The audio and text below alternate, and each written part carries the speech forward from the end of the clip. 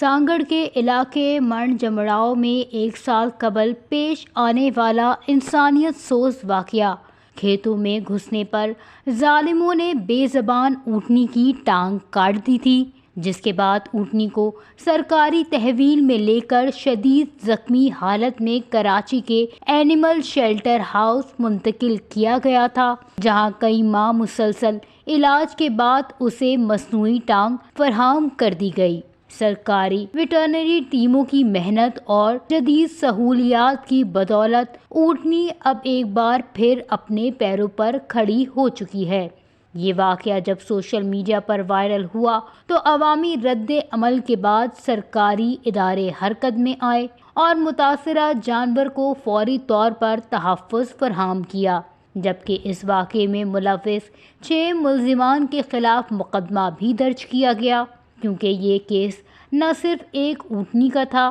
بلکہ بے زبان جانوروں کے حقوق، قانون کی عملداری اور انسانیت کے رویوں کا امتحان بن چکا تھا۔ واقعے نے انسانی ہمدردی، پالتو جانوروں کے حقوق اور قانون نافذ کرنے والے اداروں کی کارکردگی پر کئی سوال اٹھا دیے تھے۔ وش نیوز، سانگڑ۔